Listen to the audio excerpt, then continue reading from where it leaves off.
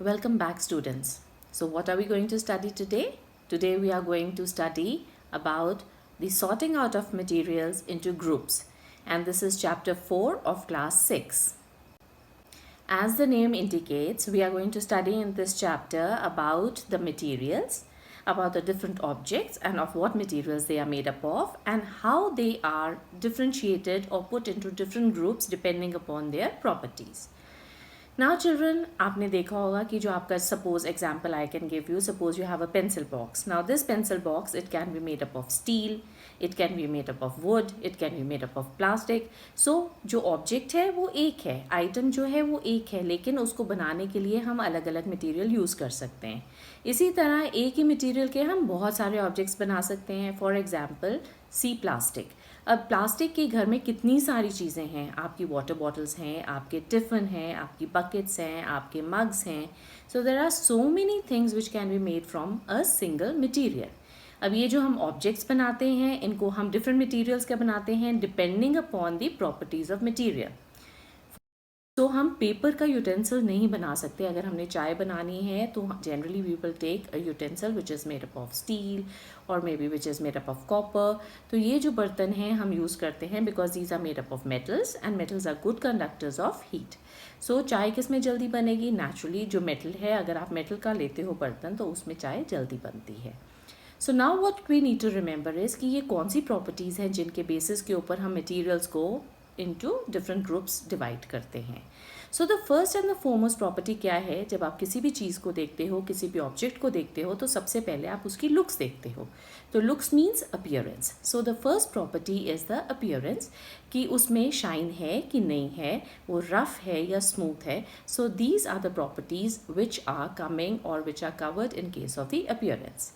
तो जो शाइन होती है कुछ मटेरियल्स में, जैसे आपके ऑर्नामेंट्स बनते हैं, आपकी ज्वेलरी बनती है, तो वो किन की बनती है? गोल्ड की बनती है, सिल्वर की बनती है, क्योंकि वो शाइन करते हैं. सेम वे जो मेटल्स हैं, जो आपके कॉपर हैं, जो स्टील है, ये सारे जो हैं आपके मेटल्स या अलॉयज़ जो भी हैं, ये जिनके बर्तन बनते हैं, इन सब में क्या है? लस्टर है. इन सब में क्या है? शाइन है. तो ये चमकते हैं. एंड कुछ जो मटेरियल्स हैं they can be rough. For example, अगर आप एमरी पेपर लेते हो, जिसको रेगमार बोलते हो, अगर आप उसको यूज़ करते हो तो you know it is rough. अगर स्मूथ है सपोज़ कोई चीज़, तो कोई भी प्लेन सरफेस है, ग्लास है या प्लास्टिक है, जब आप उसके ऊपर से हाथ चलाते हो तो आपको क्या फीलिंग आती है? कि it is very very smooth to touch. So this is the first property. So the second property that we come to is basically कि कौन सी चीज़ जो है वो hard है और कौन सी soft है. So the second property is the hardness. For example, अगर मैंने कॉटन बॉल लिया या मैंने आपका डो लिया, डो मीन्स जिसकी मम्मी रोटी बनाती है, तो मम्मी पहले क्या करती है? उस आटे की एक बॉल लेती है जिसको वो बेलती है. तो अगर वो सॉफ्ट नहीं होगा तो हम उसको बेल नहीं सकते. उसकी शेप चेंज हो जाती है. वो पहले राउंड होता है, फिर वो फ्लैट हो जाता है और फिर वो एकदम फ्लैट हो जाता है, जिसको आप चपाती बोलते हो. So this is how we can change the shape of the soft objects. लेकिन जो हार्ड है उसकी हम शेप नहीं चेंज कर सकते, उसको दबाने से वो दबता नहीं है. फॉर एग्जाम्पल, रोड है या आपकी रॉक है या आपका कोई वुडन टेबल है, when we are pressing it we can not change the shape of it. Same way now we need to understand कि जो कॉटन है या जो भी ऐसी चीज़ें हैं, इनको हम बोलते हैं सॉफ्ट, और दूसरी चीज़ क्या है? Hard. Now coming to the next is कि जब हम सपोज़ पानी लेते हैं, उसमें अगर मैं सपोज़ एक छोटा सा पत्थर डाल दूँ तो वो क्या घुल जाएगा? नहीं. चाहे वो दिन रात पड़ा रहे, चाहे वो महीनों पड़ा रहे, वो उसमें घुलेगा नहीं. सो उसको हम क्या बोलते हैं? इनसॉल्यूबल. सॉल्यूबल मीन्स जो घुल जाए, इनसॉल्यूबल मीन्स जो ना घुले. जब उसके साथ इन लग गया, it means it is opposite of soluble. तो जो चीज़ घुलती है उसको हम बोलते हैं सॉल्यूबल, और जो नहीं घुलती है उसको हम बोलते हैं इनसॉल्यूबल. और फॉर एग्जाम्पल, सॉल्यूबल का सबसे अच्छा एग्जाम्पल क्या है? रोज़ आप नींबू पानी पीते हो, उसमें आप नींबू मिक्स करते हो, वो घुल जाता है, वो सॉल्यूबल है. आप चीनी मिक्स करते हो पानी में, चाय में, वो घुल जाती है. नमक मिक्स करते हो, वो भी घुल जाते हैं. तो जो चीज़ घुल रही है, मतलब वो एक तरह से झुक रही है, तो उसको हम क्या बोलते हैं? सोल्यूट. मतलब उसने सल्यूट किया बड़े वाले के सामने और वो झुक गया. So that is known as a solute. लेकिन वो जिसके सामने वो झुक रहा है उसको हम क्या बोलते हैं? सॉल्वेंट. अगर आप स्पेलिंग्स देखते हो बच्चे, तो जो सोल्यूट है उसके स्पेलिंग्स छोटे हैं, इट मीन्स वो छोटी चीज़ है.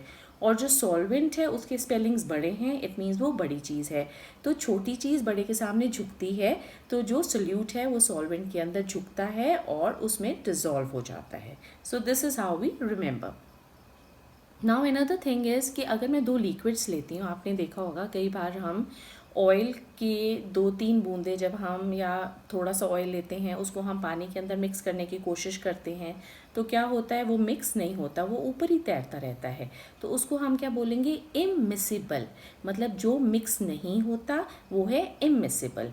लेकिन अगर सपोज़ मैं नींबू को, which is a liquid again, अगर मैं नींबू के जो जूस को या उसके जो रस को मैं अगर कोशिश करती हूँ पानी में मिक्स करने की, तो वो डिज़ोल्व हो जाता है, तो हम उसको क्या बोलते हैं, मिसिबल। एम से मिक्स हो जाए जो अच्छे से, उसको हम बोलते हैं मिसिबल, और उसका उल्टा क्या हो गया, immiscible. So this is how we need to remember the solutions that are made और the mixtures that are made. Now coming to the next is basically कुछ ऐसे सब्सटेंसेस हैं जो कि पानी के ऊपर तैरते रहते हैं। उनको आप कितना भी नीचे पुश करोगे वो पुश नहीं होगा, वो वापस ऊपर आ जाएगा। फॉर एग्जाम्पल, जैसे आपने देखा होगा अगर आप छोटा सा वुड का पीस लेते हो या आप थर्मोकोल बॉल्स लेते हो, अगर आप उनको पानी के ऊपर रखते हो तो वो फ्लोट करते रहते हैं। क्यों? क्योंकि वो पानी से हल्के हैं। तो जो चीज़ ऊपर रहती है उसको हम बोलते हैं फ्लोटिंग, और जो चीज़ नीचे सिंक कर जाती है वो भारी है पानी से, तो उसको हम क्या बोलते हैं, that it is heavier than water and it will sink to the bottom. So this is known as flotation and sinking. Now coming to another property of the substances or the materials is कि वो उसमें से कितनी light pass होती है। ठीक है, तो उसको हम क्या बोलते हैं, ट्रांसपेरेंसी। ट्रांसपेरेंसी मीन्स वो कितनी ट्रांसपेरेंट है, हम उसमें से कितना देख सकते हैं। अगर हम प्लास्टिक का क्लियर पेपर लेते हैं तो उसमें से हम देखने की कोशिश करते हैं तो हमको दिखता है, मम्मी के पतले से दुपट्टे में से हम धूप को, रोशनी को देख सकते हैं, हम ये भी देख सकते हैं कि दूसरी साइड में क्या है। So they are known as the transparent objects. लेकिन कुछ ऑब्जेक्ट्स ऐसे हैं जिसमें से हम अच्छे से क्लियरली नहीं देख सकते, थोड़ा थोड़ा धुंधला धुंधला दिखता है, उनको हम क्या बोलते हैं, ट्रांसलूसेंट। उसमें क्या है, फॉर एग्जाम्पल जब आपने देखा होगा एक टिश्यू पेपर के ऊपर या एक न्यूज़पेपर के ऊपर कई बारी जब हम कुछ फ्राई करके डालते हैं और उस पेपर में से हम देखने की कोशिश करते हैं तो हमको धुंधला धुंधला दिखता है। ठीक है, तो this is what is known as the translucent object. Similarly what happens is, अगर कोई ऐसा ऑब्जेक्ट है जिसमें से हम बिल्कुल भी आर पार नहीं देख सकते, उसमें से बिल्कुल भी लाइट पास नहीं होती, तो उसको हम क्या बोलते हैं, opaque objects. So those materials which allow the light to pass through them, they are known as transparent. Those materials which do not allow the light to pass through them, they are known as opaque. And those materials which allow only some light to pass through them are known as translucent. इसको हम दूसरे वे से भी बोल सकते हैं, those materials through which we can see clearly are known as transparent, through which we can see little bit but not clearly are known as translucent, and those materials through which we cannot see at all are known as opaque. अब ये हम grouping करते क्यों हैं, so that हमारा time बचे, हम conveniently उस एक पर्टिकुलर ग्रुप की प्रॉपर्टीज़ को समझ सकें। ये नहीं कि एक ही ग्रुप के इतनी सारी चीज़ों की मैं सबकी बारी बारी प्रॉपर्टीज़ कर रही हूँ, तो वो करने की ज़रूरत नहीं है। फॉर एग्ज़ाम्पल, आपने देखा होगा घर की किचन में मम्मी जो है वो दालें एक तरफ रखती है, बर्तन एक तरफ रखती है। वो किस लिए रखती है, ताकि अगर दालों के बीच में आप बर्तन रख दोगे तो बर्तन ढूंढने तो दालों को आप डिस्टर्ब करोगे, दाल ढूंढनी है तो आपको बर्तन हटाने पड़ेंगे।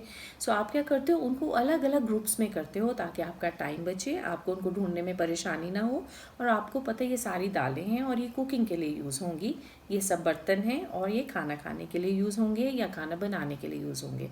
तो आप उसी तरफ जाओगे जिस तरफ आपको आपकी रिक्वायरमेंट के हिसाब से या तो खाने के लिए चीज़ चाहिए या आपको बर्तन चाहिए। So this is very important, why we need to do it based on the properties, we put them into the group so that we know कि अगर हमको जिस प्रॉपर्टी का मटेरियल चाहिए तो हम उसी ग्रुप के पास जाएंगे, उसी ग्रुप के सब्सटेंस को हम यूज़ करेंगे उस चीज़ को बनाने के लिए। So this is your chapter about sorting out of the materials, हम क्यों करते हैं, किस लिए करते हैं, and how it helps us, it saves our time and it makes things easy and it is very convenient for us. So I'm sure children you would have found this very very interesting because these are the things which help you in your daily life. So you can now stay connected with me on this channel, Rise to Shine. God bless you all.